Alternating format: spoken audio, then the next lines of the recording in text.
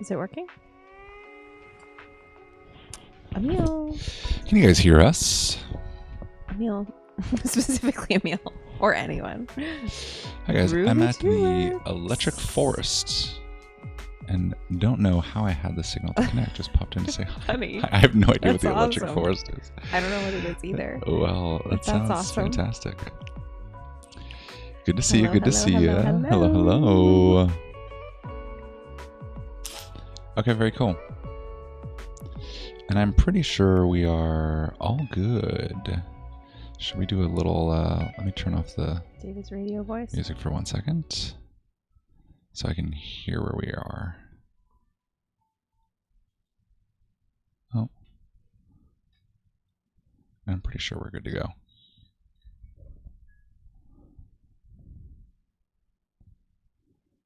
Oh, it's a camping musical festival. That's pretty cool. In Michigan. It's a wild time. Wow. That's awesome.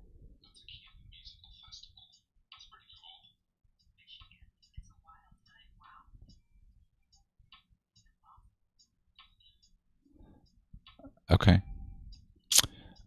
Well, that's working. Let me go back here. Very cool. Are you camping in a tent or are you in a camper?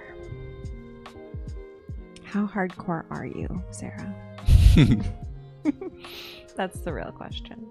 How wild is your time?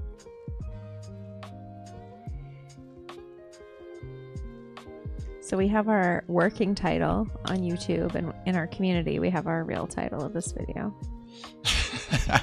So you have to be in the community very true. You to gotta know what the real title is. Okay, very cool. We are good to go. There's so many things I want to talk about. I'm sure it'll all get woven I'm sure. in and out. Okay. I do have pants on. Well, I don't know. Does it look like I don't? No, you asked that this morning too, but I your know, pants are because bright pink. I know, but my mom said it didn't look like I had any pants on. Well, she was But just then messing just with looking on camera, it's like, oh, it does kind of look like leg. Just trying to get in your skin. head. Just trying to get in my head. Mm-hmm. Do you want to play something? Sure. What Get do you in want to Get in the mood. play? Yeah, that really gets us in the mood. All right. Well, let's go over here. We rented a U-Haul van to sleep in the back. Keeps us dry and warm at night. Oh, that's pretty ballsy to do the U-Haul van sleep rental thing. I feel like there was a guy that did it on YouTube, and didn't he get in trouble for it? He's like not allowed to rent from U-Haul anymore. Maybe something like that. Yeah. Okay. Very cool. But that's awesome. I like the rebellious spirit in that. In the U-Haul rental. Yeah, that's so awesome. That's really fun. He got in trouble because he told people about it. Yeah, then they started doing it because it was a better deal. Yeah, than renting a camper. Oh yeah, way better. Always on it for the good deals. Is that why you did it, Sarah? The GD? The GD. The good deal, good dick. I was thinking, goddamn good deal. Not good deal, good dick. Although I guess so. Let's start with our daily riddle. I haven't showed you this yet. Oh, what's this? This is... Say my name and I disappear. What am I? Do you know this? No, I don't. Oh. It's the daily riddle. Say my name and I disappear. Say my name, say my name. Demon? Say my name and I disappear. What, silence? Oh. No. Yeah. Well, that's maybe. Yeah. Dang it. It's one of those. Yeah. Oh, I mean, see, the thing about this is the pictures make it a little obvious. If I looked at the... I know. I saw the picture and doing it reminded me of our commercial that we did. Speak your truth. Oh, yeah. Just make sure it's our truth, too. Yeah, that's what All right, look at all of these things I have up here. Contexto, Wordle, Can mini everyone see crossword, this? strands, yep. Connections, thematic. These are some new ones. I can Okay. show you them. Yeah. 7 little words. did already, but I already did this. But I will show you what it is, so we can do it next time. Given name of Mother Teresa. Some say MT's a tranny. She was a dude. I don't know. Food for thought. So this is like the. I mean, when you look at her, she does thing. Like digital game, 6 letters, Sudoku. Yeah. Right. See that. But I already did this one. So maybe we'll play this one, unless you want to keep going. No, not by myself. Okay. This one was kind of hard, actually, because I didn't. Is there failure as one of them? No. Failure. I don't think so. Oh yeah, bomb or turkey? Which see, I didn't understand. Oh, to bomb. Yeah, I don't know. Bomb. To turkey. That's Turkey. To turkey. Do you want to keep going? No, I don't think Okay. so. What's a boggle? Oh yeah, this was. Oh, I love Boggle as a kid. Yeah, this was pretty cool. Okay. This was pretty cool. Did you already play this too? I did. I did. What the play this. heck? I didn't know we were going live today, so I was just testing out these things. I also, to balance out the New York Times crossword, I also got the Fox News crossword. Oh my god. Which is good. Because what were we playing? What crossword were we playing? We were playing Apple News. Oh my god. Guys, crossword, and they're ridiculous. all like LGBT blank. It was all Pride Month. Two Two-spirited. Two-spirited. Indigitrans or indigiqueer. Yeah. I was like, how are we supposed to get this? Yeah. How am I supposed to know any of these things? Right. We even asked our in-house transgender expert, and he didn't know. Correspondent. If Ben doesn't know, how am I supposed to know? I know. He had to look it up. This seems a little long, but I just got it because I thought it was funny that Fox News also had a crossword. Yeah, that's awesome. This is cool, but it's a little bit too long. Myrtle? Yeah. So this is interesting. It's basically a big logic puzzle. Okay. So it's not quite as fun as if it was like solve a murder, but you're solving the murder. It's kind of like Clue. Deductive Logico knew there had been a murder at the commune upstate when he saw the body of a new recruit. So then these are the I didn't even know you can click on them. You can learn things about them. Oh, that makes sense. Oh wow, this is like very comprehensive. I know, it's a little bit too long. It reminds me when we played that murder mystery with Sarah. Yeah, but there's one every day. Wow. Which is pretty damn cool. Myrtle. Yeah, so I thought that was awesome. Maybe one day we'll be really bored and we'll get into it, but I think we got things to talk about. Okay, but then I also found this. It's called the Puzzle Society, and they have a like a subscription. The early bird? But they have some free games. Okay. So this one's called, ooh, that's really loud. This one's called Thematic. Wait, I played this. How do you know?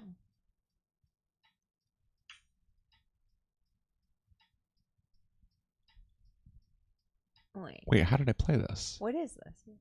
This is, you have a theme word, and then you have other words. Okay. You already did this one, though? Yeah, I thought so. Well, what is it? Or pretend like you didn't do it and really show off your intuitive skills. Yes, David the channel. A business to home service, I'm just thinking it's like delivery. But so what you end up doing is you can make a guess or fill. I kind of forget. Guess. Oh, yeah. Okay, so fill? No. Solve. Is it this one? Okay, yeah. So you can you guess letters? You can guess letters like this, and that's the number of guesses that you get.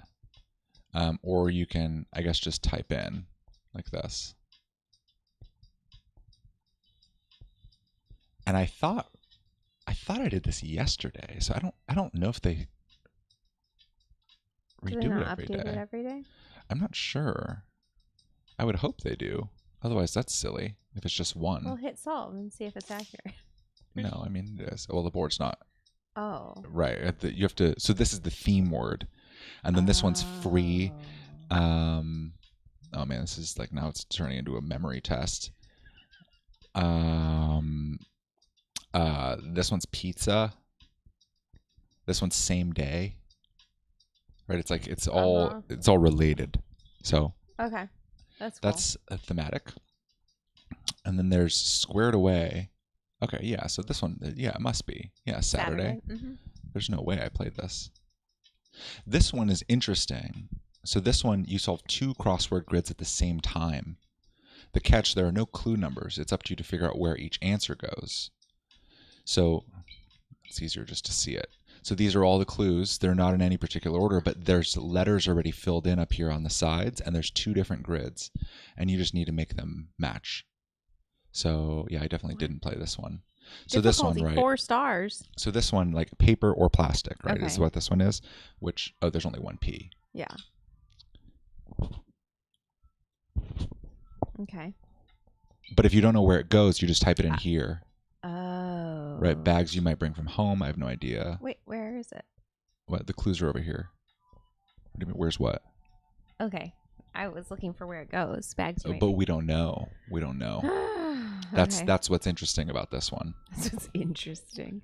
Drinking. Wait, can we start at the top? Record store category. Big or little cuddler spoon, which probably goes right here.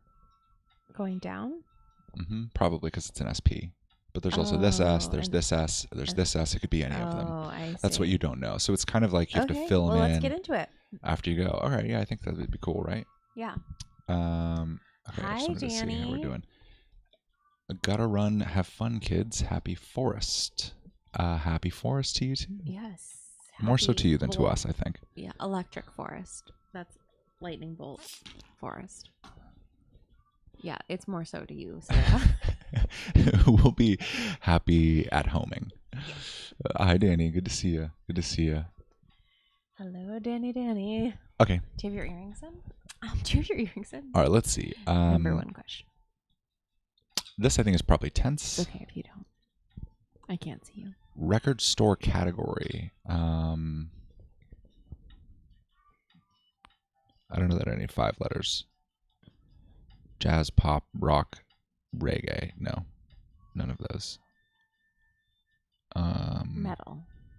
Maybe, but no. No. Smooth jazz. Welcome back to jazz, everybody. Drinking soup straight from the bowl sound. Slurp.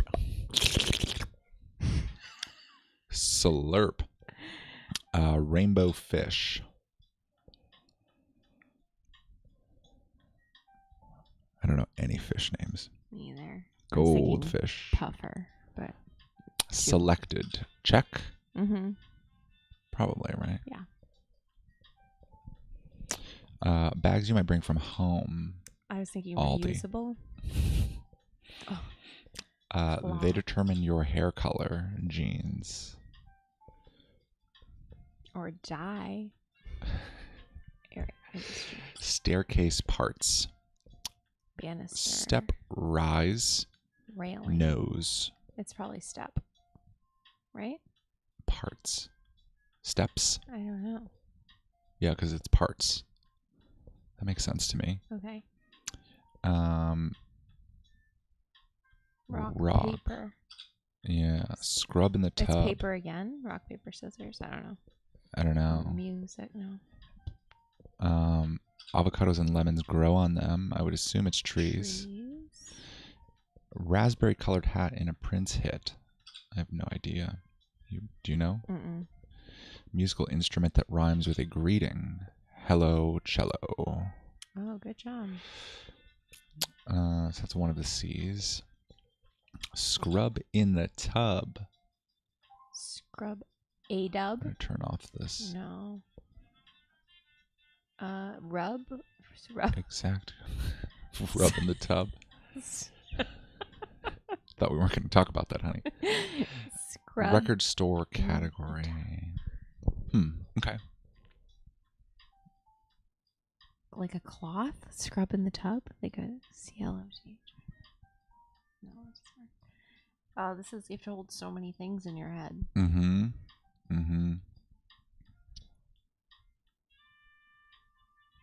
Bags you might bring from home. Cloth? I don't know. Oh, I can't even click without pausing. I was going to do this so I can see. Danny says trout for the Trout rainbow for rainbow fish. fish. Oh, yeah. Good one. You had strawberries earlier? Wait, I was just done reading that. What did she say? Oh, sorry. She said I had strawberries earlier. Oh, I had the strawberries in earlier. I wore them to the farmer's market. That's awesome. Oh, that's cute. Cute, cute. Hey, if my earrings break, just re-super glue them. It's very low maintenance or high maintenance, or I don't know. But my blueberries broke, and I was like, I just have to super glue them back together. I think there's a way to like make them more professional, but we're working with what we got over here. My skill set.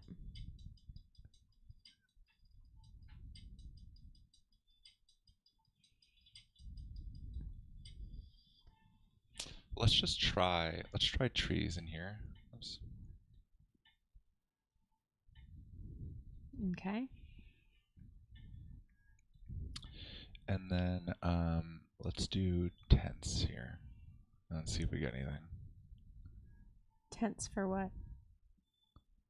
Here, past, present, or future tense. Oh, tense. C SE jeans could go here. Mm-hmm. So maybe this is right. Let's give this a try.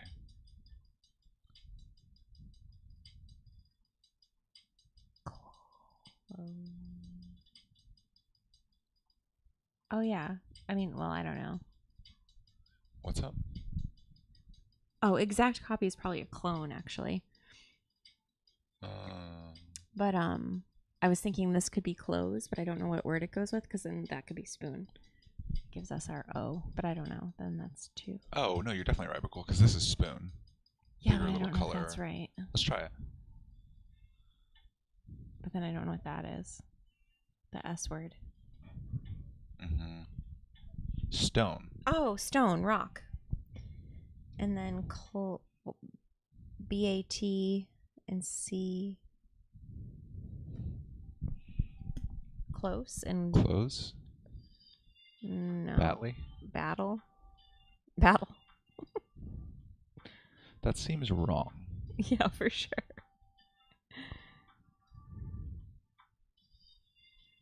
This is hard. Uh-huh. I guess we chose a hard one today. Great. I mean, we could always just quit. That's true. Let's quit. Well, we did very good. We solved one whole thing. Wrong. Incorrectly. No, see, it's right. Battle. That's a music genre. It's a new music genre. Battle with 1 T. No, that's the raspberry colored hat in Prince hat. I see. He said, hey, look at my battle. Okay. Well, that's pretty fun, huh? Yeah, that's very in-depth. Yeah, I think so. Strands? Oh, you want to keep going? Yeah. I'd rather play strands. Then talk? Oh, no, we can play strands and then talk. Okay. See, it does look like my legs. I do look naked. I don't think you look naked. Bless you. I was mid-contexto game before I jumped on. Oh, That's funny. Alrighty. Okay. Yeah, I let's wonder do... if I can... Yeah, you could probably do it with this one. Can they see it? What? Can they see what? Strands. Oh, yeah, that's fine. Oh, yeah. You can see. You can see. Okay. I love the nightlife.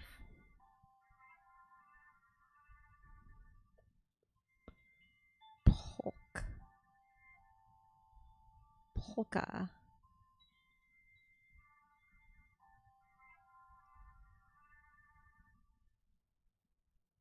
Polka dot. Is that how you spell polka dot? I guess. You see polka dot? But with this K? A-D-O-T. I have no idea if that's right. Is that how you spell polka dot? Yeah. Oh, no? It's not how you spell polka dot?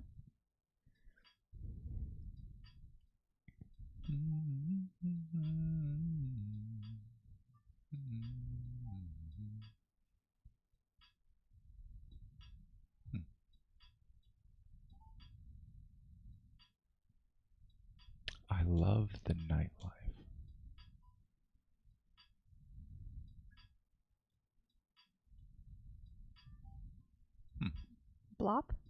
Hmm? Blop. B-L-O-P. It's just going down the left. I don't know. Mate? I thought Motown was pretty clever. Maybe not. Oh, coyote.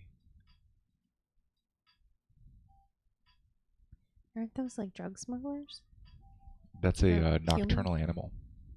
Oh, I was thinking coyotes. They bring over the kids from Mexico. Nocturnal. I see. Mm-hmm. So, what, owl? Mm-hmm. Or raccoon, probably? Mm-hmm. You're so proud of yourself. How is polka dot not a thing? I don't know. Guess it's not a nocturnal animal. Aardvark? Yeah, I saw that. That's funny. I didn't even know they were. Possum. Oops.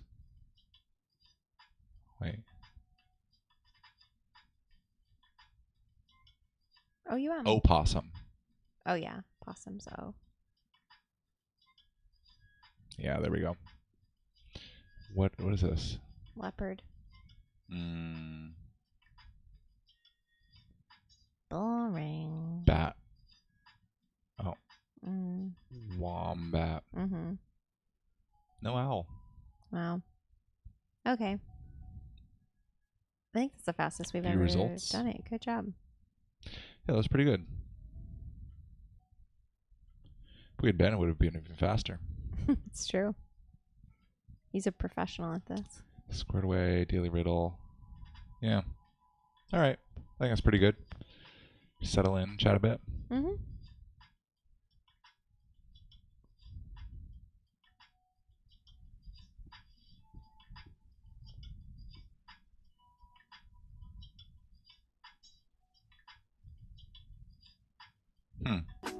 Oh, what? Yeah. Oh. It just looked like it wasn't working for a second. Do you want to... All right.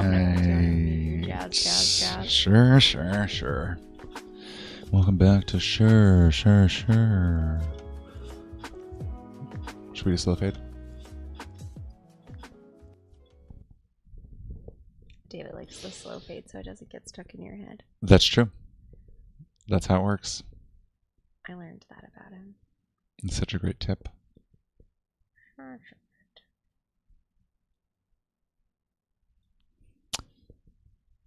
Okay, very cool. Well, welcome back to the second paradigm.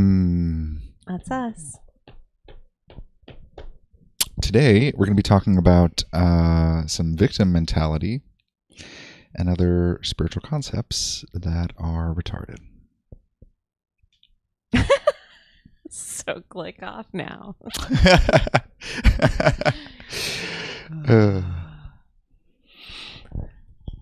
I just feel like I get fed so much garbage from the algorithm. Yeah. Okay. Where did this come from? Because you were talking to me about this. To spirituality. Well, I don't want to call anybody out by name. Oh, I can scoot over. Yeah. Yeah. Okay. Now we're blown out. Yeah, I don't know why it's doing that. Too bright. You need to fix the lights. Yeah, but it's as soon as you get up, it's fine. Sure. Let's try that. Sure. And then when you sit, it is more comfortable too. Yeah, I don't know why it's blowing out. It's the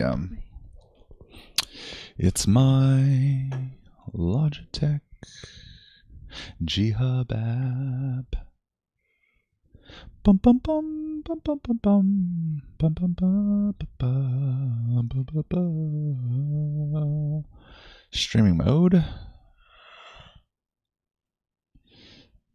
Yeah. Default. Camera, video filter none. I don't know why I can't actually mess with it. It's because we're using it, I think. video filter. I can probably make us sepia tone. we could Sickness. make us zombies.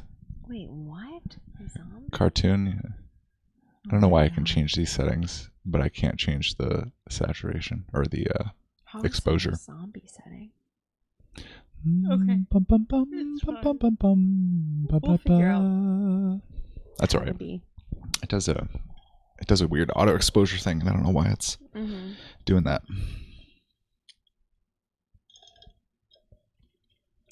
Okay. Well, I wasn't going to talk about My white ass leg is blown out the chat. That's fine. But I just find it interesting. Like, okay, so I listen to, these people online, and they're talking about, like, there's so much around, like, mindset, and I just hate the 2015 spirituality. Like, I can't stand it. It's like 2015 for us. Yeah, it's like, what are you guys doing? This is all retarded and goes nowhere, and you don't know that yet. Fuck. And one of the things is, like, mindset. Another thing is, like, the victim mentality and, like, being a victim to your life. And then I imagine, I'm like, I could never talk to these people. If people were coming to me and they were like, Miriam, my this hurts and my that hurts, I'd be like, yeah, and it's gonna hurt until it fucking doesn't. Or, like, your life's gonna suck until it doesn't. Or, well, I can't find my purpose. I don't know what I'm supposed to be doing here. And it's like, and, my husband and my blah, blah, blah, and my house and my living situation. And, imagine my voice changes to yours. Like, it's just like, I can't help people like that. Like, I guess that's, like, one of the things. It's like, because what I'm going to say is yeah, your life does fucking suck. And the only way it's not going to suck is you need to fucking blow up your goddamn marriage. And you're not going to do that. You're going to stay with it for longer than is comfortable. And you're actually going to get the guidance to do that. And then that's even more uncomfortable because you know what you should be doing, but you're not doing it. Like, it's like there's so much nuance to this. David wrote the title, obviously. There's so much nuance to this whole spiritual path, and it's so individualized. And I don't know, I get so frustrated with, like, the, like, archetypes and, like, putting people in buckets and saying that things are a way that they actually aren't. And, like, so what? Be the victim of your shitty ass life. I'd be a victim of your fucking life too if your life sucked dick. Not in the good way. Like, it's like, so I don't know. I can't help those people. I can't talk to those people. I have nothing for them. And it's so, like, disheartening on this end because I'm like, this is what we're going to waste our time doing? We're going to just waste our time talking about how you should be manifesting the life of your dreams and how you need to get in the right vibration and you need to have the right mindset around money and do this type of work in order to make more money. And, you guys, it's all a lie. It's all a lie. It's all a lie. It goes nowhere.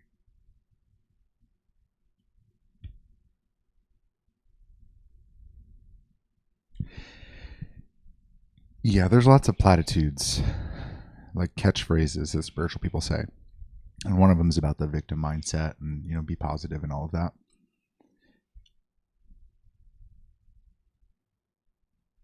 I think the way we think about it is we call it the philosophy of embracing what's already happening. And that's what David so eloquently calls it. It's sure. Good. I forgot we called it that. Yeah. What happens when you start embracing what's already happening is you start to deprogram what spirituality has programmed into you. And what spirituality programs into people is something like a self-inflicted dissociation. Yeah. Like, if I don't pay attention to my back pain no longer exists. It's that kind of thing. It's escapism. And it doesn't get to the root of really anything. Right. And it's kind of the same thing as, like, taking Tylenol. Like, it kind of works. Kind of. Yeah. And that's I think why people do it, is because it does kind of work. If you train your mind not to focus on the things that suck, you won't notice the things that suck as often. That's true. And you can say that that makes your life better, but it doesn't really. It just kind of separates you from the things that are challenging in the same way that Tylenol or ibuprofen covers up your period cramps, whatever it is, right? But when you're with the pain, to the ladies, right? yeah, when you're with the pain of life, it's very similar to being with physical pain. Just blows out more. I thought it would help. No. That's so crazy. I thought having the white white's, I don't think the white's the problem. The white helps. The blue's the problem, actually, I think. This is the exact opposite. That's weird. You would think it'd be the light color that would be the problem. No, because it won't blow out white, but it'll try. It's trying to make this a normal blue. I see. We just have the worst colored couch for this. Okay. That actually made it quite a bit better. It's very similar to when your leg is hurting. You can take ibuprofen, or you can figure out why your leg is hurting, right? And pain in life is often the exact same. And what we've realized over time is that because our perspective is so easily guided into things, because we follow the energy, because we can tune into the subtle energetics, and the subtle energetics change our perception on things, often we're guided more deeply into the things that suck. Mm-hmm. Like our brain, our perspective is guided more deeply into the things that suck, so that we'll bring attention to them, because that's the next thing that requires our attention. Right. So within the philosophy of embracing what's already happening is you start to actually deal with shit. Mm-hmm. And that's where, right, if you're in a shitty marriage and everything is shitty because of it, you can't Tylenol that away, and you can't belief or mindset that away. No. There's a root cause. And from a divine perspective, from a God perspective, all of the guidance is always going to be to put pressure on that. It's going to make it try to hurt more so that it comes above the threshold of what you can just tune out.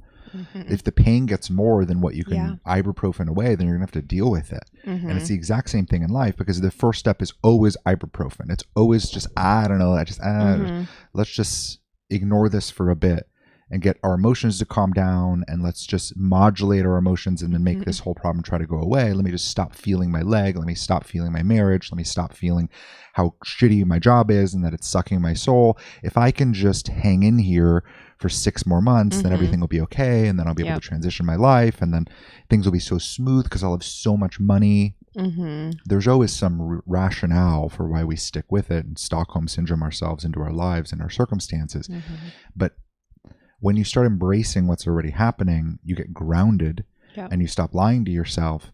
And then you have to make a lot of changes very quickly, but at some point you don't have to make changes anymore, and you're just actually grounded. Right. Yeah. And that's like the holistic approach to life. That's actually solving the problem. Yeah, I think I get stuck because I don't really get stuck. That's not really what I mean to say. I think I get pissed off. Yeah. Because I'm like, is this where people are at? Like this? Like this is where the spiritual intuitive people are at, is like, woe is me. My circumstances suck. And it's like, and the only advice is Bashar, follow your greatest excitement. Highest. Whatever. Tell us. What is it?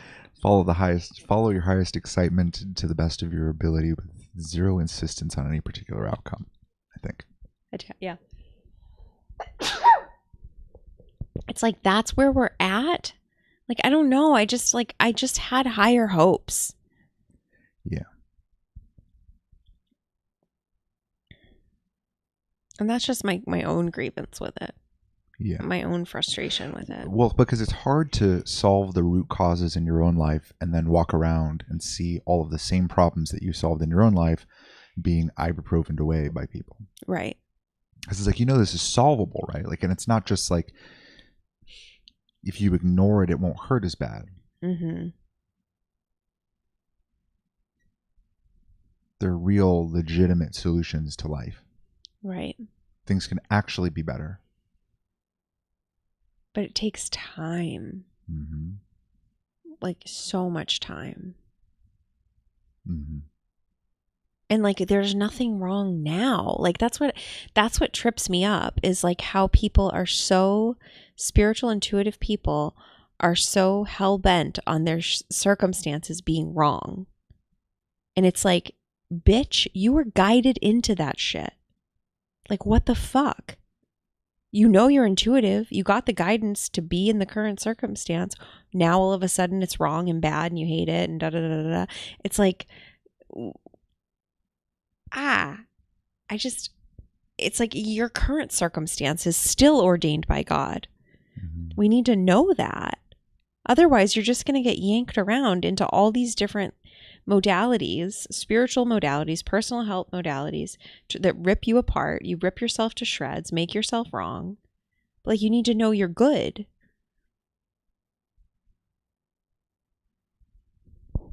It frustrates me to no end. Yeah. Because knowing that you're good, like, truly, and like, even when things suck, like living here at my mom's house, she had a fucking second stroke. Like, it's not fucking easy. Mm-hmm. But like, I know it's where I'm supposed to be. Mm-hmm. I can have my gripes about it, and I do. Mm-hmm. Like, but it's right. It's right. I know that it's right. And I don't understand. I can't imagine talking to someone and seeking advice, and that the advice that they give me is like, well, Miriam, you really need to level up your whatever, and then you need to get yourself a little apartment, and you need to, whatever. I don't even fucking know what they'd say. I don't even trust what anybody would ever fucking say. I feel like everyone's channels are like so fucking cockeyed, like so wonky. Yeah. Like, no one can pull through for me what I can pull through. Like, it's like, it has to come this way. And if I hear it externally, it's because it checks out this way. Like, if I listen to something external and it resonates, it's because it already resonates, not because it's like a new to-do item. Mm-hmm. Yeah, it's frustrating to get advice from people because people's brains operate like ChatGPT. Mm-hmm. They take in a bunch of information and then they repeat back that information that's not theirs, right, at the appropriate time, kind of. Mm-hmm. I mean, it's very similar to like the skill set of a doctor or lawyer, right? Like, you're taking in large sums of information, yep, you're distilling it down, and then finding the appropriate time for that piece of information. That's not yours at all. Right. That sometimes you don't even fully understand. You just know this pill goes with this goes with this legal document goes with this. You got to fill out your 1099, your W-2.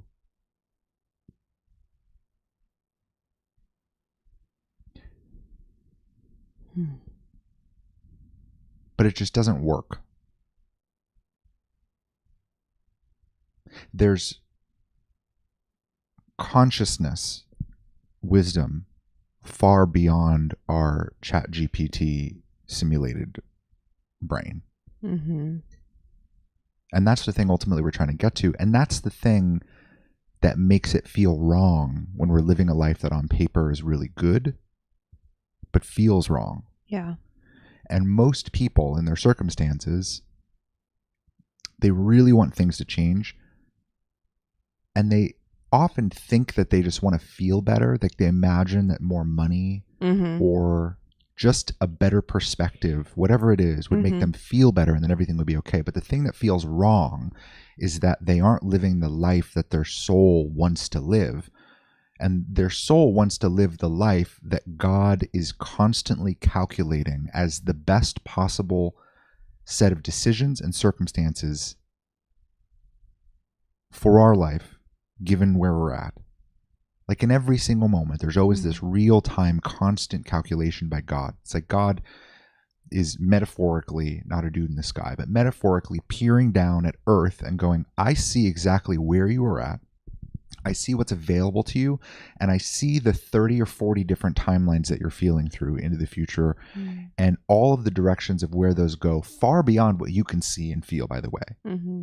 I see like 3 to 7 years down all of those different possible choice points in front of you, and I can tell that at the end of timeline 7 section 12 paragraph B, whatever, right? Like that you're more of yourself there and are more fulfilled than down any of these other timelines. So that's why I'm going to nudge you today to go get that one little certification that's going to let you do that and that and that and that, right? It's like there's a calculation that gets distilled down into the guidance, and that's not ChatGPT. That's not guidance based on things that already exist and things that other people are already doing. Right. That's true wisdom based on reality, based on looking at it's the biggest possible calculation you can imagine. Every possible iteration of your future run against who you truly are and what you're here to ultimately do, calculated real time, then distilled down into action items, prioritized. The top priority gets delivered to you. That's intuition. That's how this thing works. That is the mind of God and the power of God. But it's also very slow. Of course. I feel like that gets missed. Everyone's so like quick. Like when you say action items, like, I feel like that, like, oh my God, what are my action items? What do I need to do to be more myself? What do I need to do now so I can be the me I want to be in 7 years? It's like, fuck, shut the fuck up. That's what you need to do right now is shut the fuck up. Because it misses the point. Because we want to, as soon as we hear that, we then want to make it into our chat GPT brain and we want to be able to output the best possible thing for ourselves into the future, because we're used to working off of 5 to 10 year plans that are based on what other people think would be best for us over the next 5 to 10 years. It's wild how much information that we take in and priorities in our own lives and decisions that we make are all just other people's thoughts, things that other people have done that may or may not have even worked out for them if they're really honest. Right. I know. That then get served to us as the best possible cutting edge technologies, latest and greatest ways of doing things to make more money, have more sex, be more powerful, be the best possible version of yourself, all of the personal development marketing platitudes. Yeah. It's all bullshit. At the end of the day, none of it fucking works. That's the true secret of the personal development industry. I've met fucking thousands of people in the personal development industry. That's the big secret. It doesn't fucking work. None of it fucking works. The only thing that works about it is the structure, the unofficial MLM structure of if you get a coach, eventually you will have clients and you will make money to pay for that coach. That's the only fucking thing that works about it, is the mediocre business model. The actual ideologies, they don't work. No. They just don't. They're not grounded because you can only disassociate from your actual reality for so long. Right. You can only pretend that things are great for so long. If your whole business requires you to look like things are really great, you can do it for longer because you got some motivation to keep up that image. But the reality is, if you're just trying to sustain this on your own willpower to pretend that everything is great, at some point you're going to get tired of lying to yourself. And you're going to go, fuck, nothing feels right in my life at all. Nothing. Everything feels fucking wrong. There has to be more to life than this. And you better start asking that question and taking it seriously, because that's literally step 1 of the actual spiritual journey. And I'm like, oh, maybe now we can talk. But still, I'm like, ugh. There is like a caliber of person that I want to talk to that is not that. Yeah. Like, I don't know, call me rude or whatever, but it's just true. Like, I just don't, it's like, I can only, like, it's like, ugh. Yeah. Like, I talked to this lady today. So I went to this apothecary today, and, it's an apothecary. Like, there's a little sense that perhaps they're in the know of 2020. Sure. But you never know, because you do have organic farmers that are got all the shots in the book. So you just never fucking know. But anyway, I go in and we start talking about, I don't know, like tinctures and whatever, beef liver. I say something about beef liver and I'm like, oh yeah, like the cows are unvaccinated. They just get a B vitamin at birth and that's it. And she's like, oh my God, that's great. And I was like, okay. And then she's like, I don't have any shots. And I was like, okay, now we can go. She was a nurse. She left her job because they were mandating vaccines for the nurses. We're also on YouTube. Mm-hmm. And I did not get re-educated. Mm-hmm. So I am living on the edge. Uh-huh. Okay, so then her and her business partner, who was also a nurse, decided to open this apothecary, Mm-hmm. I think in 2021, which is pretty cool. Or 2020. I don't know when they opened it. But anyway. So then we're talking about, now I lost the whole feed. I don't know. What, you're mad at me because I said we're on YouTube? It just is disorienting because now I'm like, oh, what can I say? What can I not say? I have to speak freely and not let it. And it's going to be what it is. And if we need to delete this, we can just delete it immediately after, as though it never existed. Right? No, that's not how it works. Whatever. I can say words. I know. God, this is crazy. Crazy. Okay, I mean, so anyway. That's the reality of streaming on YouTube. I'm talking to her. I forgot we were in North fucking Korea. So I'm talking to her and she's like, what do you guys do? Or what do you do? Or whatever. And I said, oh, we help people to trust their intuition. David wasn't with me. I was like, we help people to trust their intuition. And then that was kind of the end of that. And then, then she came back to it several times and asked several questions about it, like all throughout my meandering experience there. And then I was like, you're a lot more integrated than, because she's like, I really want to work on my intuition. And I was like, you're a lot more integrated than you think. She's like, integrated? What does that mean? I was like, you're already, like, there's nothing more you need to do.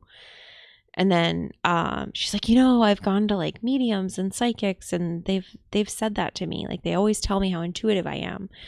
And then I was like, well, yeah. I'm like, you probably get stuff like right as people walk in the door, you immediately know things about them. And then she's like, yeah.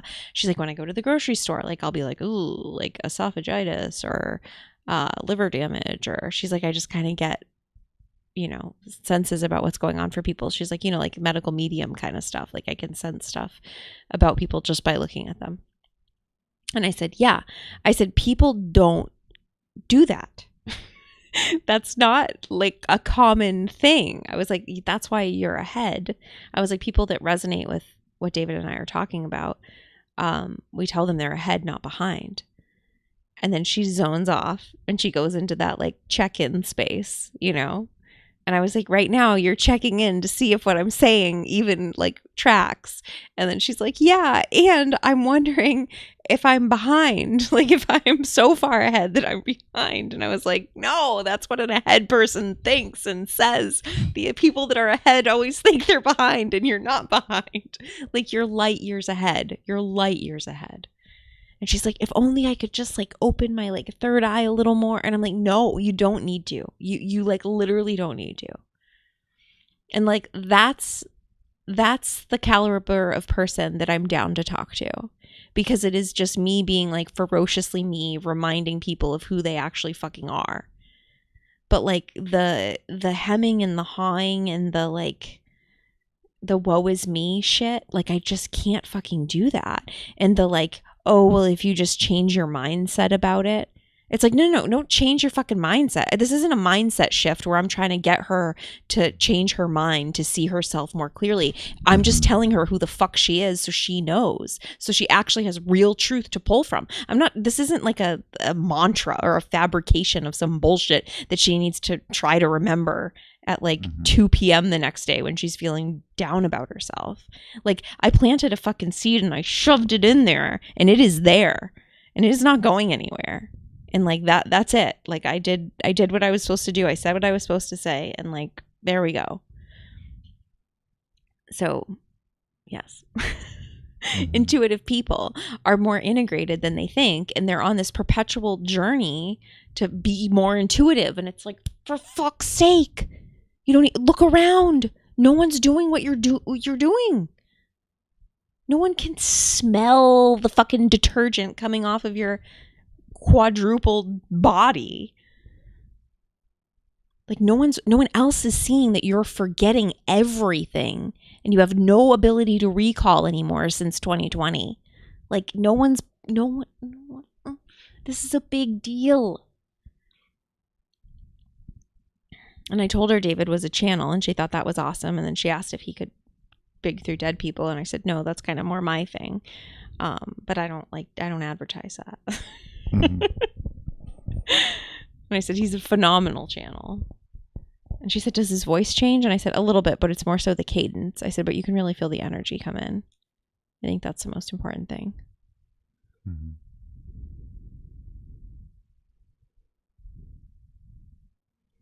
I don't know. It's just like there's all these characters. There's so many layers to all of these things that I want to talk about.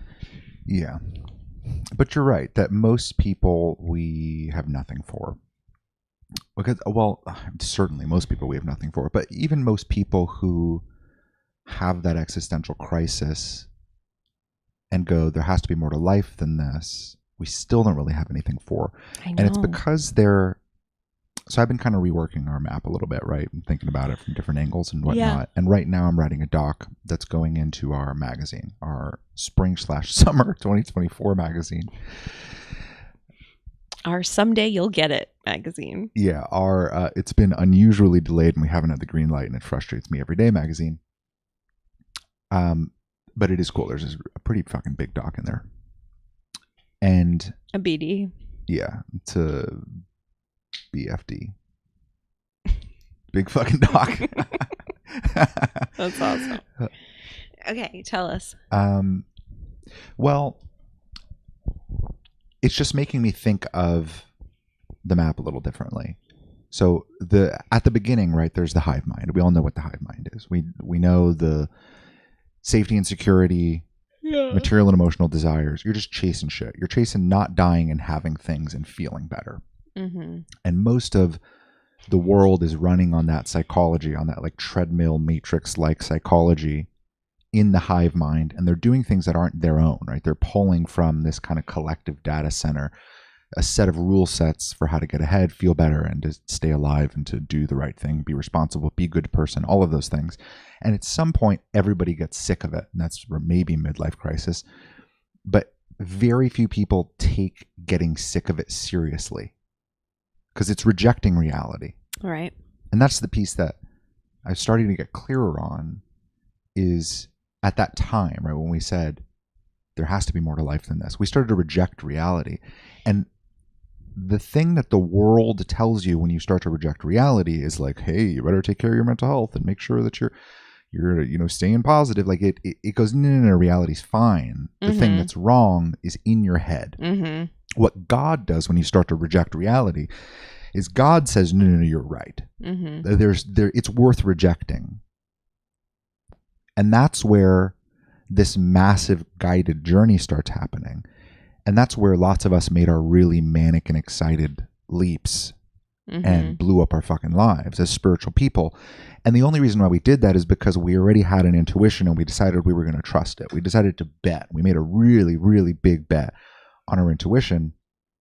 And we started getting guided into pockets of the collective, little communities or little movements or little types of people, archetypes that were also rejecting reality. Yeah.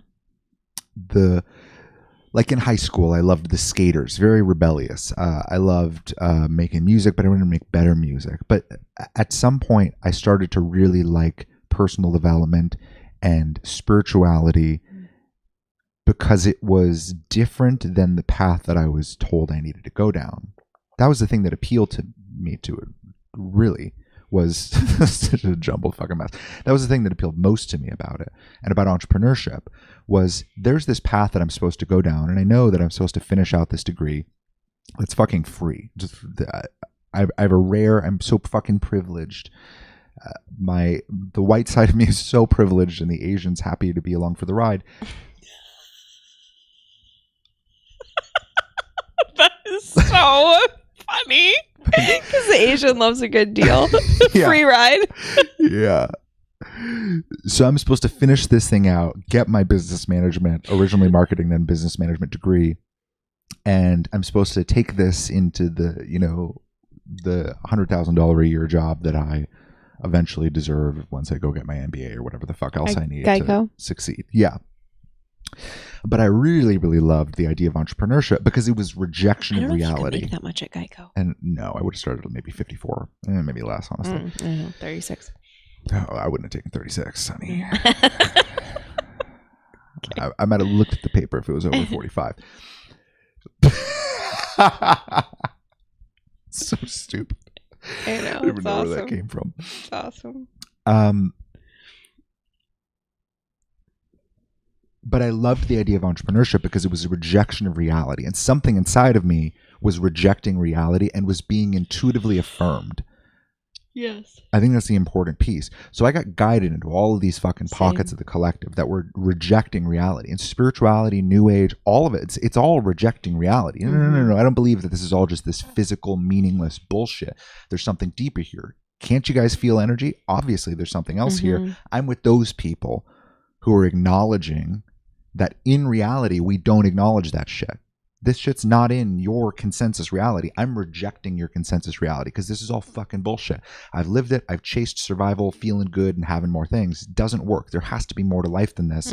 So I'm going to go reject reality with these rejects over here, and I'm going to find my reject posse, and together we're going to change the world. That was always the feeling. But it's because we rejected reality and God said, you're right. And we got guided into all of these pockets, and one by one, we kind of burned through them. Yep. We went into them and went, oh my God, these people think the same fucking things as me. And then we found out all the other things they think that aren't like us. And then we were guided out by some sort of crossroads where we didn't really jive with merging into that new hive mind. Right. We couldn't fully integrate into it for whatever reason. And truthfully, we were guided out of it. So we got guided into all of the pockets of the collective that rejected consensus reality, then got guided out of those pockets. Ideally, what we found at the end of all of that was that we can reject reality and fill that space, not with another pocket that we need to identify with and become, but with our actual soul's essence. Ideally, that's what we get out of it. Yeah. And if we can do that and start trusting ourselves, then we find God. We realize that thing inside of us isn't just like our moral compass or our conscience or our deepest desires baked into whatever, right? It's God. It's the thing that all of the ancients talked about. Well, some of them were talking about the other guy, but every idea, every ideology that is light talks about a higher force that guides us. When we listen to it, things go well. When we don't listen to it, things go really poorly. That's this thing that helped us to reject reality. We said, there has to be more to life than this. We went, yeah, you're right. And once we start aligning with that feeling, we start to realize that we can be ourselves, which is just make decisions that are actually representative of how our soul wants to behave here. Not filling our minds and our mouths and our actions and our to-do lists with a bunch of other bullshit that's only going to get us vanity metrics that don't mean anything to us anyway. Actually do things that matter to us and that we can feel matter to God. And when you get that right, everything fucking changes. And I think where we ultimately help is once you've left your last community. And until then, we can't really help because you have more life to live. You have more pockets of the collective. I don't know what else to call it. We have more groups of fucking people, types of people, archetypes, more pockets, more subsets of culture to explore that are still enticing to you where it feels like maybe those are my people. And until you exhaust every single one of them, we have nothing for you. Because the thing that we're saying is really fucking radical. It's so fucking radical. We're saying that if you have access to the mind of God, that's so fucking radical. And that you don't fit in anywhere here because you have values that are of the future. And your job is to not be anything that anyone tells you to do. And the only way you can do that is to trust yourself over every other person on earth. And that's a hard, it's like borderline psychopathic, narcissistic feeling inside to believe that the first time. It's like, fuck, is that I don't want to go that far. People don't want to go that far because it sounds fucking batshit crazy. I 100% understand. It is so fucking radical, the idea that each of us who have an intuition, maybe it's a small subset of the population, but that each of us has access directly to the mind of God, and in a way we're designed to play the function of the prophets of yesterday. That's a big, bold fucking claim. And it is a hell of a lot crazier than you just haven't found your tribe yet. That's a hell of a lot more appealing. And until you exhaust all of those options and go, fuck, there's not a single person who I can emulate and feel good. You have to really, really do that. And until you do that, we have nothing for you. But once you do that, once you exhaust all of your options and you look at every other pocket of the collective that has rejected reality and go, yeah, that's not for me. And there's some serious fundamental problems there. And it's not, I can't be that. I can't just wear the MAGA hat and shut up and go to all of the fucking rallies and be happy. Like, that's not enough for me. That's not a true rejection of reality. Like, I'm assimilating back into something that I don't want to assimilate back into. And I can't give up myself. I need to find people who will let me be myself. And until you realize that there's not a single community that's going to embrace you as you, fuck, we have nothing for you, because there's more life to live. But the moment you get there, then we can help you to be with the hard truths that come with embracing what's already happening, the life that's already in front of you, and being with the psychological and emotional ramifications, the fallout of acknowledging that your intuition is the voice of God. Right. It's fucking hard to acknowledge that. So fucking hard, because it's so goddamn crazy. That's what I told the woman today when she was like, I just need to open my third eye. I was like, your intuition is the voice of God. And that's what you listen to in order to leave your job in nursing, to open up this establishment. Like that was it. Your intuition is the voice of God. And that's what led you to do this. People don't do that. People don't do what you did. Yeah. And then she said, yeah, I really wish that like my friends or people from that time in my life would like tell me that they like got duped, that they like fell for it. They got fooled. They got tricked. And I said, they will never tell you that.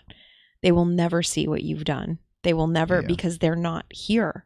Because they still don't see that they were duped. They don't feel as though they were duped. No. It doesn't register. And it doesn't register that she did something massively courageous in a time when everyone was scared out of their gourd. No. Yeah, because you just become an other. You become like a Trump voter to a Biden supporter. You might as well not exist. Right. You leave their realm of what's acceptable and the people that they acknowledge exist. Yep. But it is a bold claim to say that your intuition is the voice of God. So fucking bold. But I mean, how are we going to slice it any other way? I know. Then what the fuck's the point of our intuition? Yep. If it's not the voice of God, then what is it? It's not like it's not my little spirit guide. Oh, it's just my little spirit guide. Yep. It's like, I don't fucking think so. It's just little Timmy. He doesn't have a body, but he's real smart. He's really nice. So smart. He guides me. Nice. He tells me what to do. He guides me when I'm sleeping.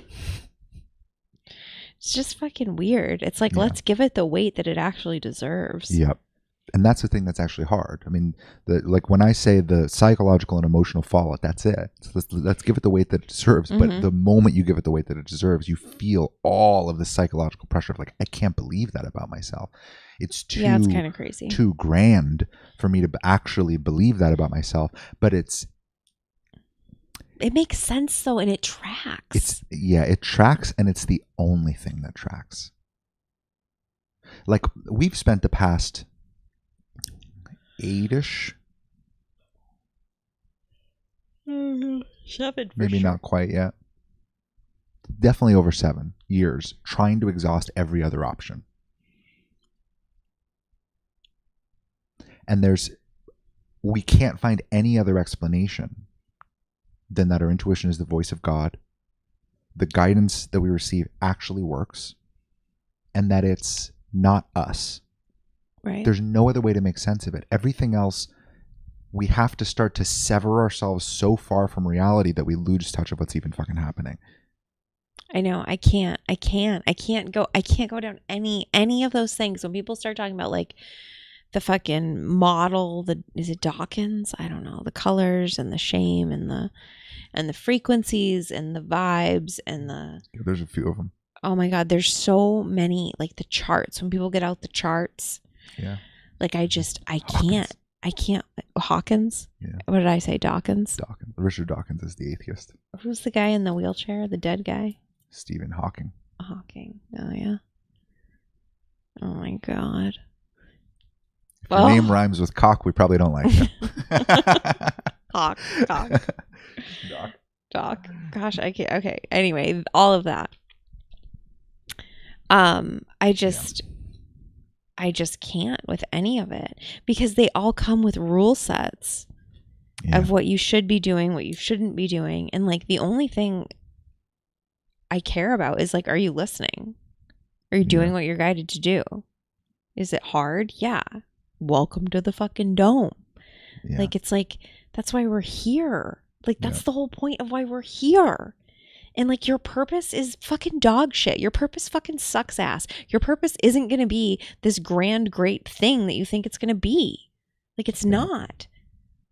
But like, that little like childlike piece of us gets hooked, and then we get hooked around, thrown around on all these like, just distractions of nonsense. It has nothing to do with who you are, who you're becoming. And it's such a fucking waste. And like, I can see like, it's so much in the subtleties, like even just having this conversation with this woman, whether I go back or not, it doesn't really matter. Like, the seeds were planted, the work was done, the herbs were bought, the words were said. Like, it's like, that's it. I don't know. Like, I see God in that whole thing. The whole place cleared out. And I got to talk to her for like 20 minutes and just fucking transmit. And then people started coming in, and like, it's like, okay, it's done. The conversation's over. I definitely see God in that. I there's no other way about it. Yeah.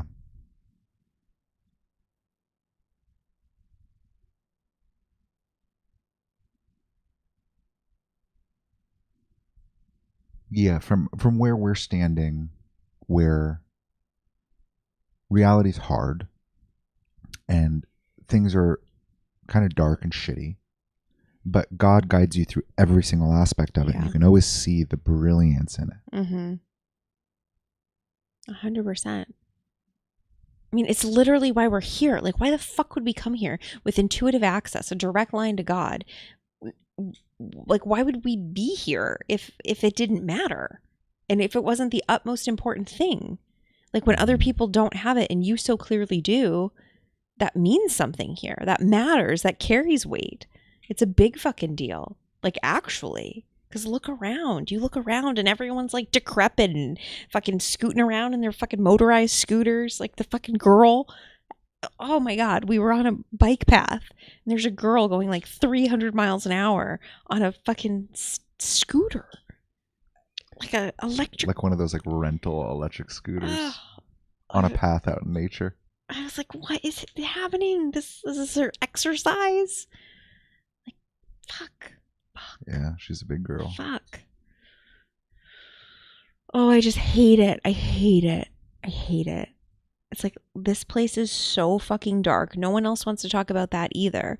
Like, there's this other chick on Instagram talking about how demons and darkness isn't real, and it's only real because you think it's real. I'm like, whoa. We need to have a fucking word. Because this is some bullshit. Yeah, we call that light privilege. Yeah, right? Like, what the fuck? What do you mean? What are you saying? What do you mean demons aren't real? It's only because you made them up in your mind. What?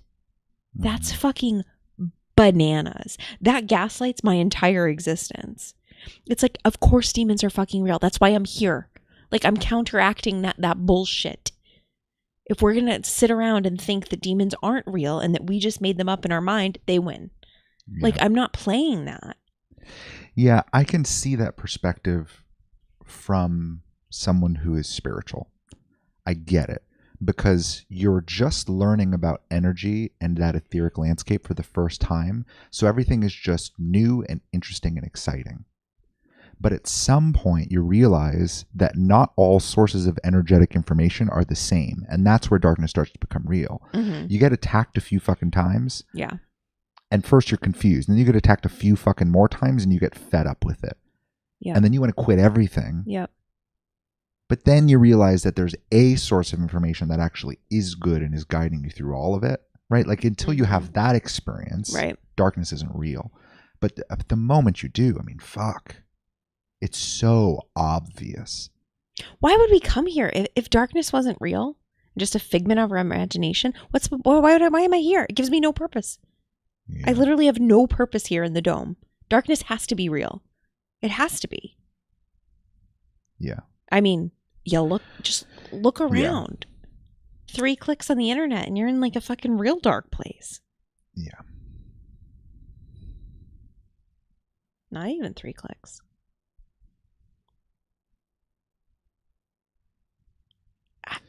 Yeah, for context, our general sense of what's happening here, like what reality is darkness is essentially trying to prove that God isn't benevolent. And that we would be better off here, but really everywhere in all of existence, if we disconnected ourselves from the thing we call our intuition. If we stopped listening to that inner guidance, the things that felt right all the way to our core that then, we follow it in our life. Holy shit, it's so miraculous, and the synchronicities and whatever, right? When oh my God, it worked out so, it was so hard, but it was so worth it, right? Mm-hmm. If we disconnected from that whole thing and instead went to the ChatGPT model of most people here, where you model the things that have worked for other people and then you try to kind of Frankenstein together the best possible thing you can imagine. Darkness believes that if you do that, if you model the experts, that you'll get further than the guidance you get from God. That's their paradigm of existence. That's the kind of bet that they're making, is even though the path there is pretty difficult and it's tumultuous and things aren't looking great yet, and things are pretty bad here, but we can make something better than God would have us do here. Mm-hmm. That's what darkness is setting out to prove. So their goal isn't to kill everyone. It's not the Alex Jones, they're going to kill everyone and they're all terrible. It's not that. Darkness is trying to build a utopia. That's the weirdest thing about this whole fucking thing, is that darkness is trying to build a utopia. They're trying to make it better than God can do. But the reality is, on the ground floor, and even collectively with all of our fucking efforts and machinery and silicon fucking brains, we can't do better than God. That's what at least my experience shows. And the paradigm of light, souls, individual souls that are light, says, yeah, I see what you're trying to do over here, but this guidance works better in experience, like validated throughout my own experience. It works better every single time. I'm going to follow this internal feeling, this deep rightness, God, over what anybody else is telling me to do. Mm-hmm. There's a battle of light and dark happening here, and it's not like a spiritual war with etheric spears and laser guns. It's in a way, a massive debate playing out in experience of whether or not listening to God is right. And in a way, it comes down to, is God an evil dictator or a benevolent guide?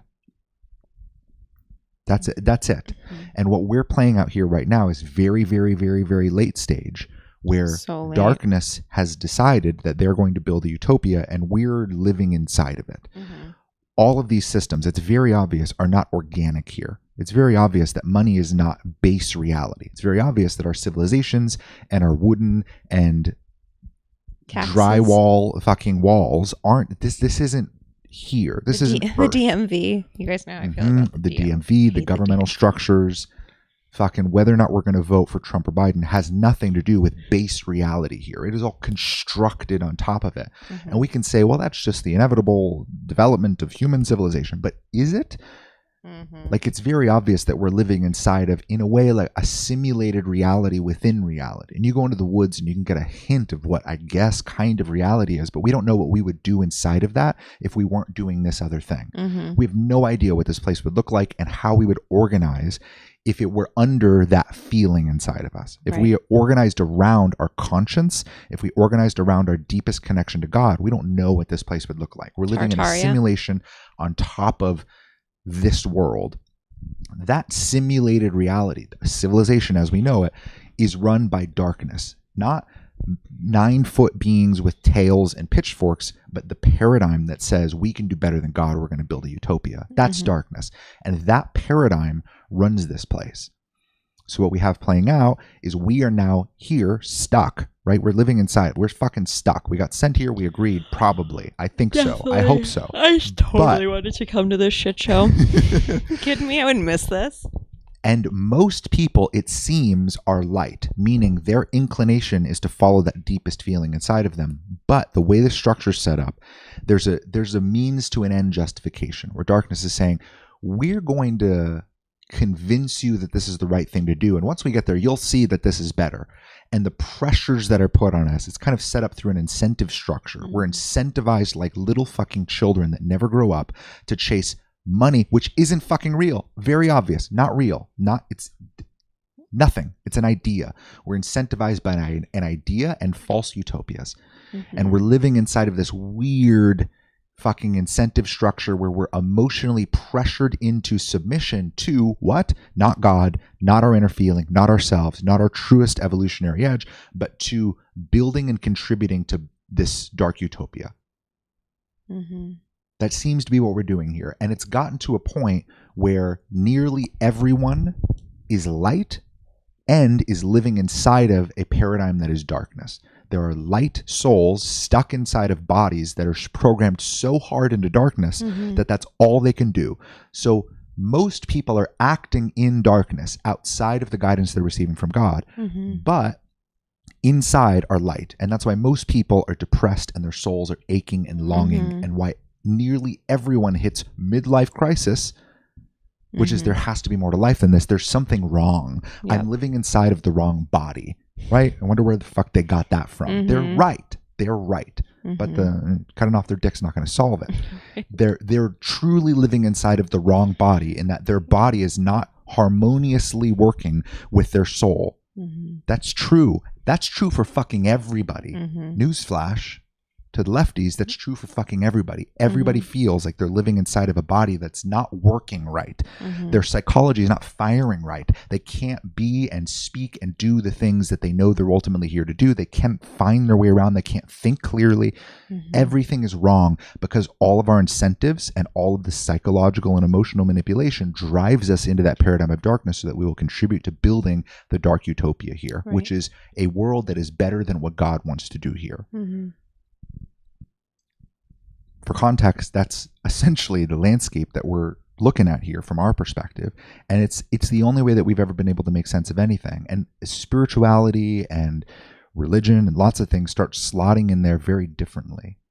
And when Miriam says that it's fucking obvious that demons are real, it's just that there are beings that aren't in bodies that are contributing to this. That's it.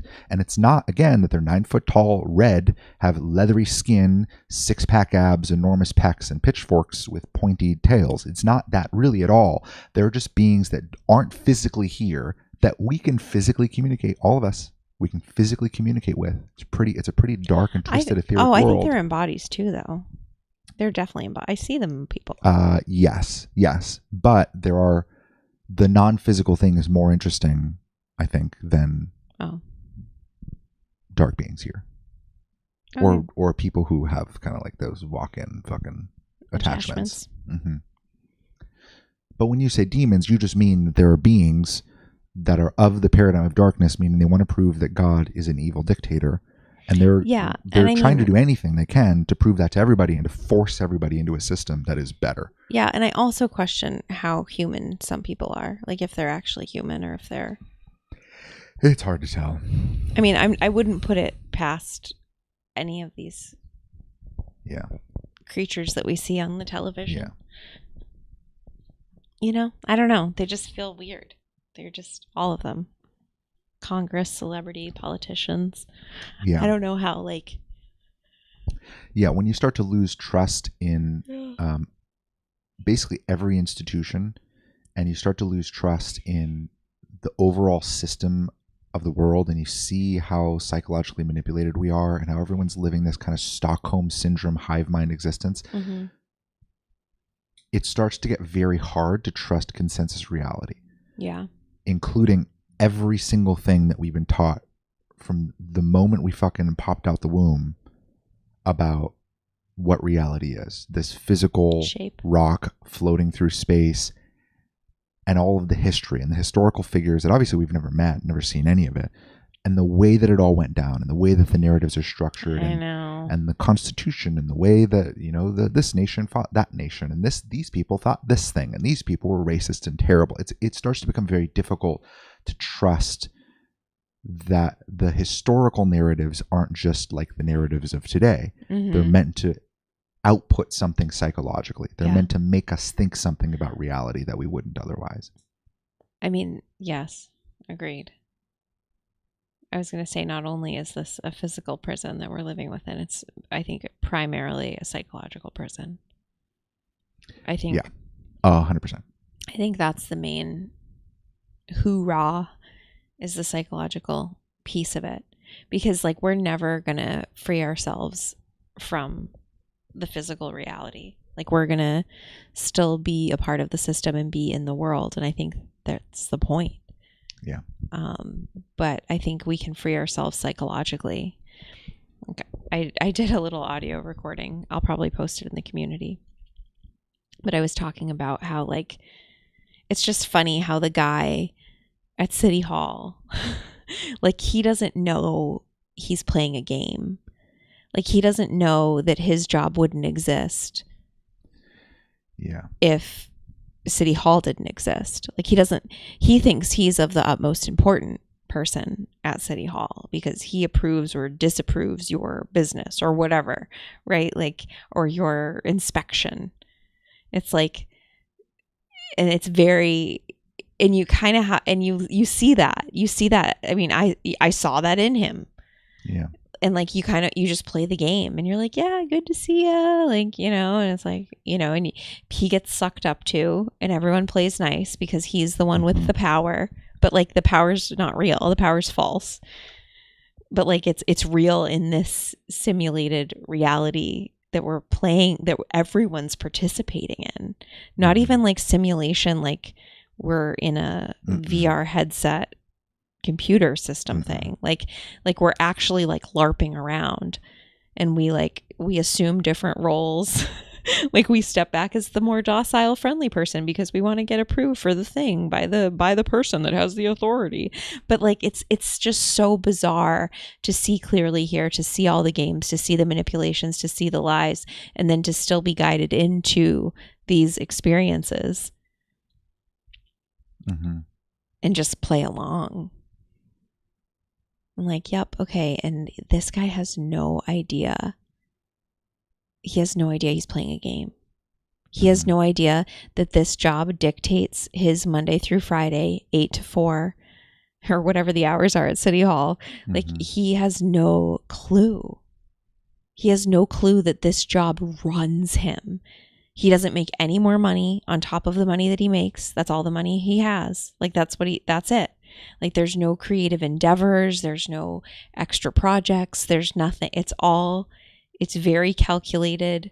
And he doesn't know it's not real. It is like the most real thing for him and gives him the most purpose, is being a pretend boss. Yeah. It's like, it blows my fucking mind. I'm like, guys, okay, I want to be psychologically free from this. I don't care. I'll participate in all your fucking charades here, Darkness. I don't care. I'm obviously participating in the game. But like, I want to be psychologically free. I want to see clearly here. I want to know what's what.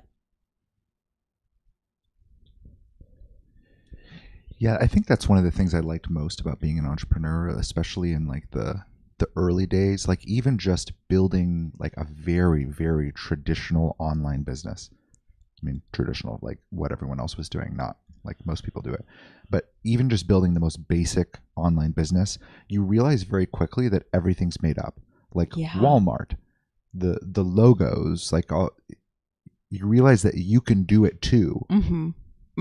And at some point, people just think of you as an institution that's been around forever. It's just, this is where you go for this. This is the expert in this. Like, it's weird that you can insert that idea into people's minds and then plug into the same game.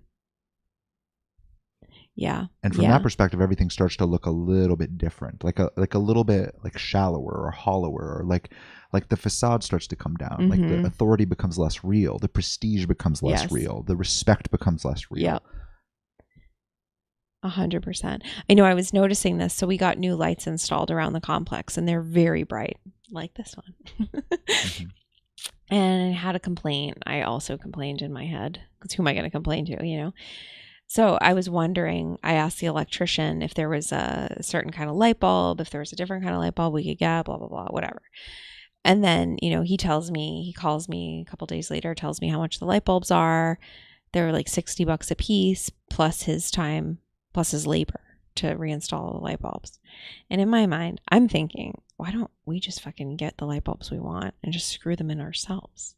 Like that's like, you know, but then it's like, it's interesting because it's like, okay, well, this is like peopling and dynamics, and like you want to keep good rapport because you want the electrician on your side when like fucking shit goes sideways in the middle of winter and you need them to come out here on like a 2 a.m. call because half the building's lost electricity and people are freezing. Like it's like, you know, there's like it just feels like a game. Like it's like, I don't know. I mean, I don't know what we're going to do. I think we're honestly just going to wait it out and see if we get any more complaints. Yeah, we're probably just going to leave them. I imagine so. But we won't need as many going forward. It's basically what we learned from this. If we do the rest of the complex, we can opt out in some places. But anyway, it was just interesting to see my thought process, because I'm such a like a DIYer now. You know, it's like, oh, well, we can just do this. Like, and then I felt stupid for even reaching out to him and asking him what kind of light bulbs they were, because they're just fucking light bulbs. I mean, they're not the knob ones. They're like a tall... They're a specialty bulb, but it's like a 4-sided box that screws in to the regular light socket, but there's like LED panels on every side. Yeah. It's basically like a square cube light bulb. Yeah. I'd never seen one before. And they're tall because they go with the tall lamppost thing. So they're like, you know. They're bright as fuck. They are bright as fuck.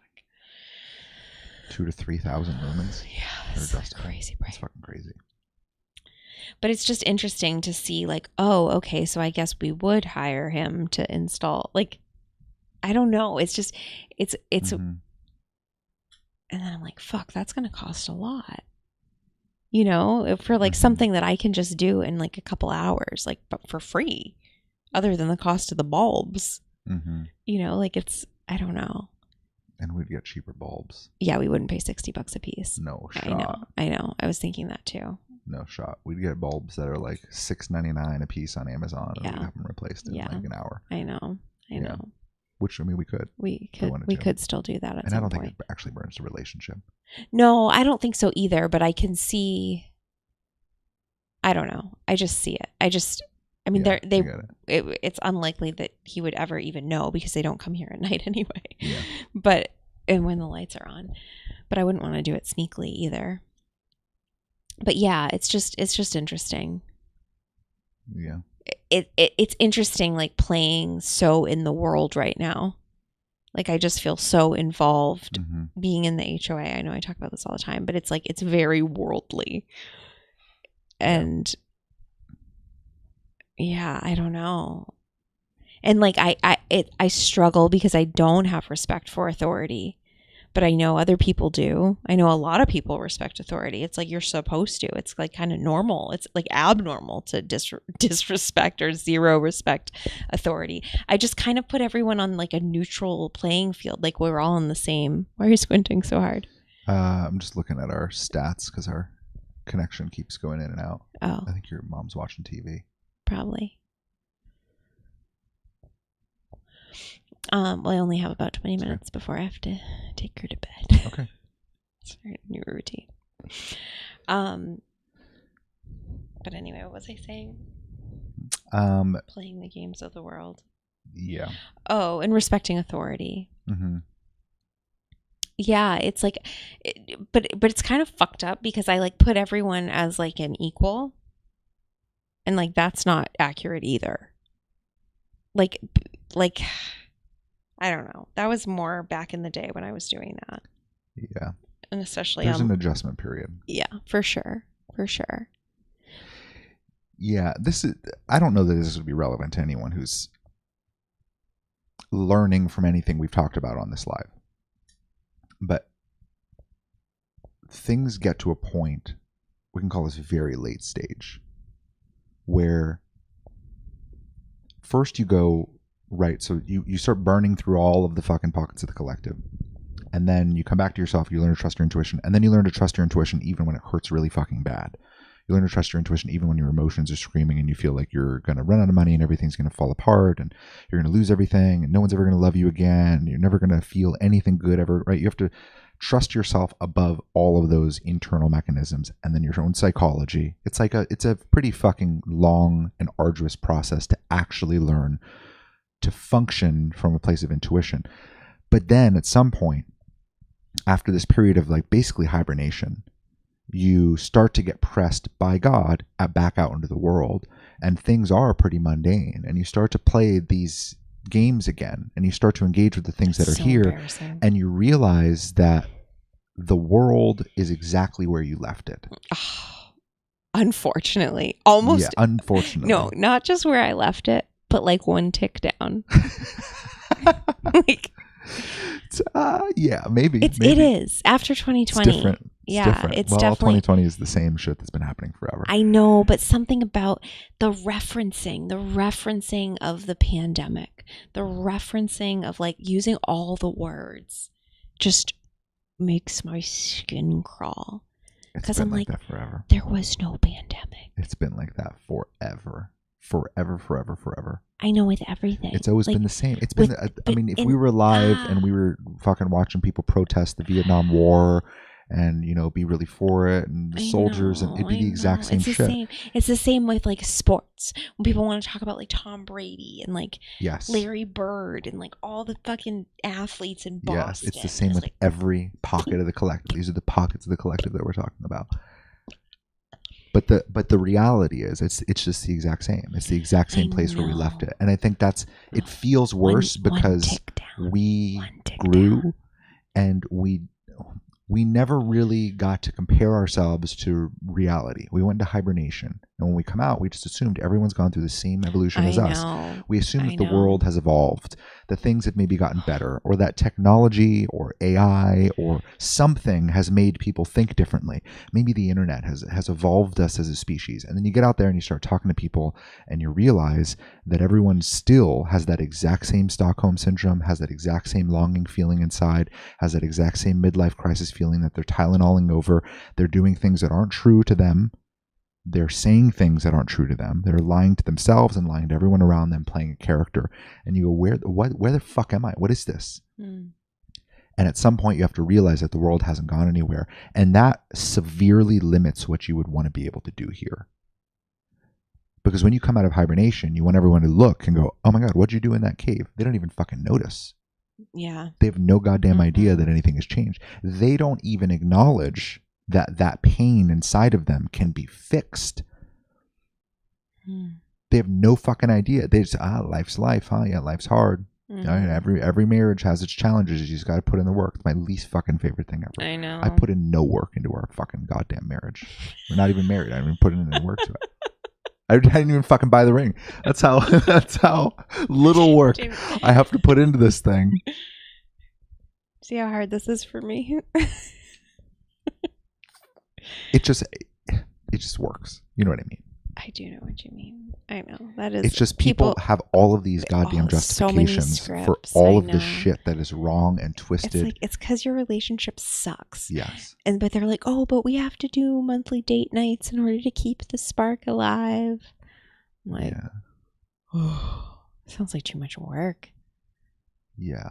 It's like, why don't we just go out? Remember to keep dating, right? People say that. Oh, yeah. And what that means is don't ever take the mask off. Don't ever actually be who you are. Yeah. You have to keep up dating. The character that got you into that relationship in the first place. And they need to maintain the character that attracted you to the first place. And when you drop the scripts, the relationship starts to fall apart. So you have to keep dating. You have to keep the spark alive. Keep playing the character. Go out, dress up. Put on your fucking costumes and go out to dinner, so at least one time a month you remember who you aren't enough to be attracted to each other still. Fuck. It's fucking sickening. It's Yeah, absolutely I sickening. know. I know. Hey, you know what else? Well, this isn't the last thing. Okay. You're going to wrap up, huh? I wasn't going to wrap up. I was still going. Oh, wait. Oh, then I keep didn't going. make my point yet. Oh, you made like 18 bajillion that were great. Well, the place where things were, Okay. where I wanted to take it in the first place, that was just all context, really.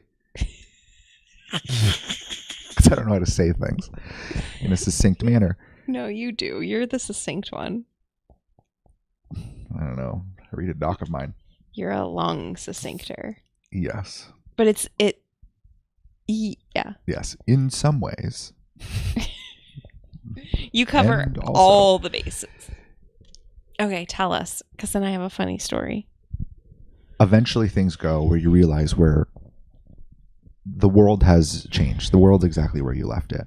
And you start to realize that there are limits to the things that you can do here. And eventually you start to get called to the intelligence of your life's work. And God essentially says, hey, it's time to do things.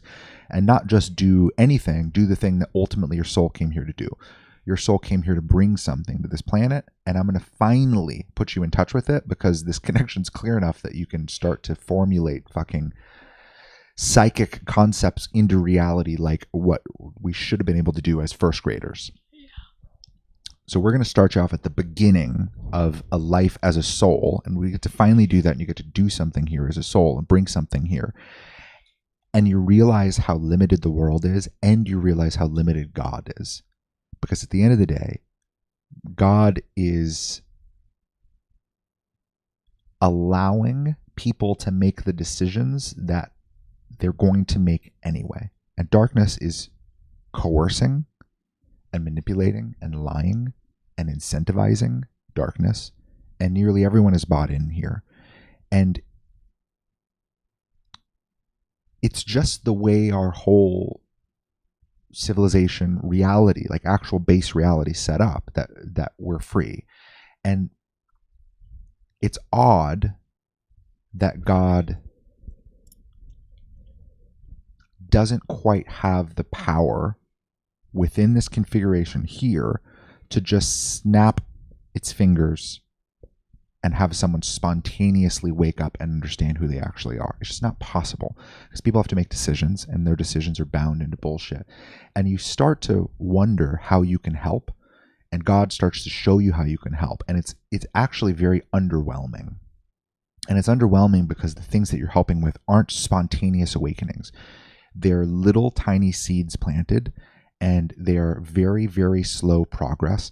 But the world, ideally, if we can all fucking get together and do this as what we call the cutting edge, as people who are actually listening to God, ideally, the world starts to go through the beginning of what we went through when we were first questioning there has to be more to life than this. And the characters and these pockets of culture and the archetypes start to break down and destabilize, and everyone goes a little bit fucking crazy.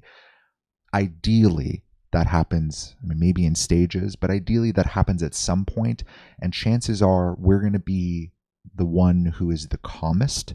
We're going to be a central note of peace and understanding and wisdom, and we're going to be able to echo to people the truths that they feel resonating in their beings that they can't fully sort through yet. Mm-hmm. They're just coming online. They can't quite hear them yet. They got a clear download and then they forgot it.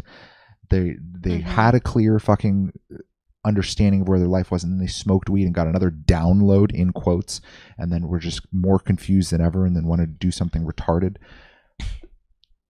We're going to be the ones that are straightening out the world. Yeah, ask me what I think about marijuana. We're going to help people to straighten out their own intuitive connection once they get to a point where they start questioning everything. But until then, and until the world starts going through that in a more obvious way, or until that's even possible, the reality is we're severely limited to help at all, and God's severely limited to help at all. And we're limited to the point where we basically can't do fucking anything. And it's the most humbling and excruciating experience ever to really sit with how little we can do to genuinely help the people around us because of how much darkness has infiltrated and controlled every aspect of their psychology, their emotions, their desires. And it's discouraging and kind of shitty to think that not even God can just spontaneously make all of this better and have it still be meaningful.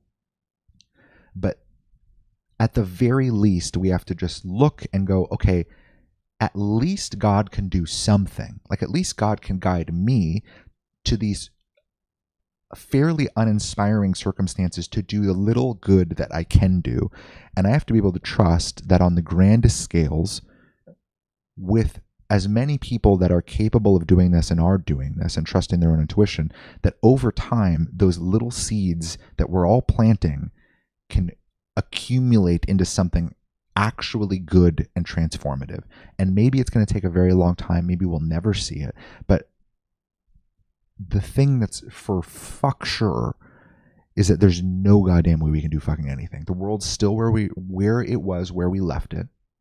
Before we did any of this, we have no idea how to actually help or to shake someone awake. It's impossible, but at least we can follow our intuition and follow God and the little guidance that we can get, and we can play our part. And I think it's going to be, this is the thing that I'm coming more and more and more to terms with, is it's going to be fairly uninspiring continually. It's never going to be as miraculous and spontaneous and big or like celebrated as we would want it to be, especially not at the start. And we have to be willing to do it anyway. Have a parade for David the Channel.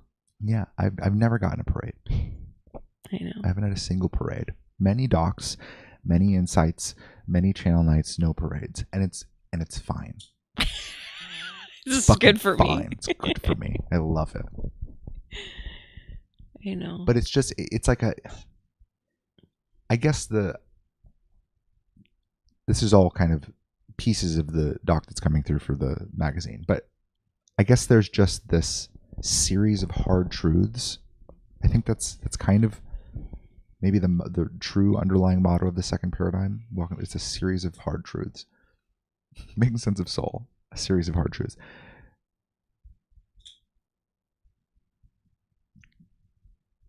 But I don't know, underneath all of it, there's still a sense of purpose, and there's still a sense of this is right, and there's absolutely nothing better. And I don't know that there's anything better that we can actually hit than the bottom, actual reality. Like, fuck, everyone is swimming in darkness. They are stuck. I'm somehow free because I listened and God got me out of it.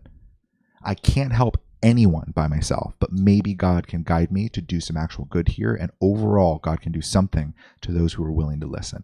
And maybe over time this slave fucking system will unwind. Maybe. If people choose it. It's like, fuck, how, that's not inspiring. That's not like, we're gonna send in a 5D real soon, the train's already left the station, bitches. It's not, right? It's not that. It's not manic. It's not exciting. It's like, fuck. But there's like but I know that's what's happening. It's a series of hard truths that you know are fucking true all the way to your core. But once you hit the bottom of like taking all of the blows of how hard fucking reality is, there's a glimmer of hope where you go, oh, but like, if I can accept all of that, oh, there's like some actual good to be done. Okay, cool. Yeah, this feels right. Mm-hmm. And that little resolution, like that's ultimately where we're going for. And I think that's the most stable psychology possible. And maybe that's like actual adulthood, what it actually means to be a grown-ass fucking man or a grown-ass woman in 2024. Maybe that's as good as we fucking get. That's as mature as we can possibly get, as, oh, I actually can engage with reality and go, okay. Mm-hmm.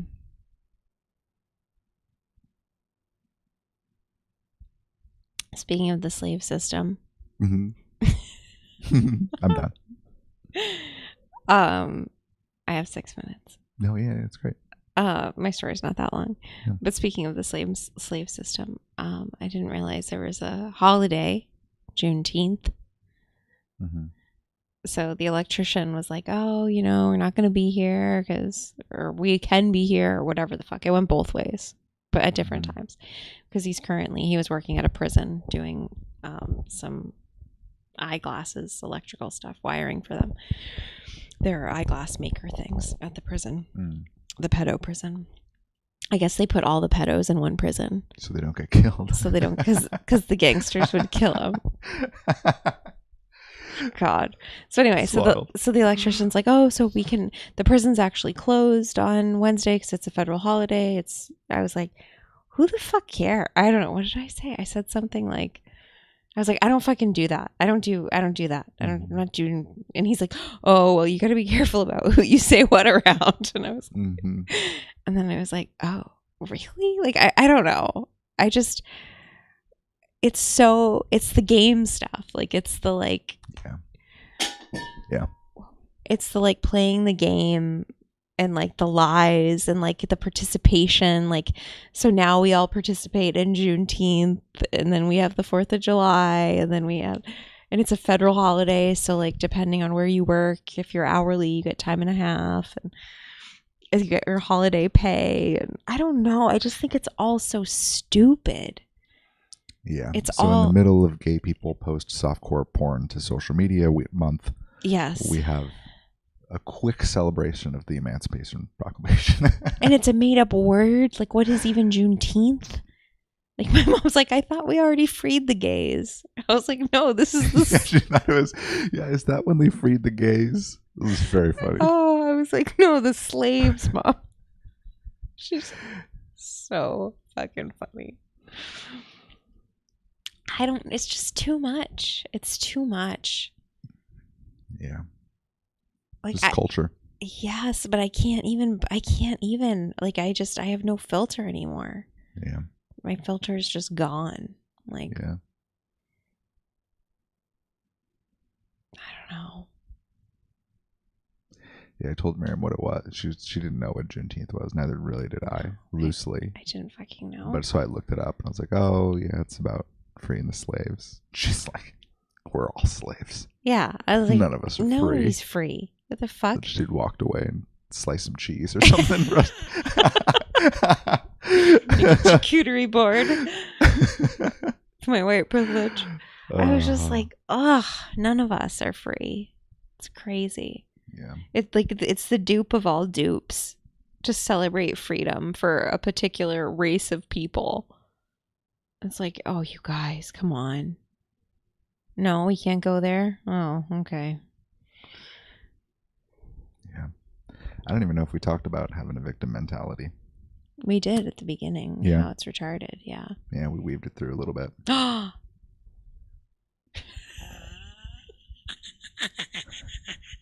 What's up, Jeremy? Hello and happy Juneteenth, fellow slaves. Thank you very much. Thank you very much. Right back at you. So dumb. Yeah. So dumb. You're in Canada. Do you guys even have black people? I don't know. I don't know. What's your What's your Canadian lore? What lies were you told? That's awesome. I know the Indigenous are big in Canada. The like equal to. We have a few dozen Indians. Yeah, I figured. It's too fucking cold up there. All right, we're just wrapping up. So good to see you. Glad you popped on. Yeah, for sure. For sure. You're the funny one. Yeah, thanks for ending with a good laugh. Yeah, that was great. I know. That's the perfect, like hello message. Hello and happy Juneteenth, fellow slaves. So good. So good. Alrighty. Yeah. I don't know if we talked about victim mentality. I just think it's stupid. You're going to be a victim until you're not. That's basically. Yeah. And I can't help you. There's more going on than making yourself try to feel better. Yeah. We talked about it. It's just not a good topic. Yeah. It doesn't go anywhere. So. All right. I got to help my mom to bed. Alrighty. We will talk to you soon. Good to see you, Jeremy. Bye, guys. Bye, Danny. Bye, Danny. Bye. Bye, Jeremy. See you next time.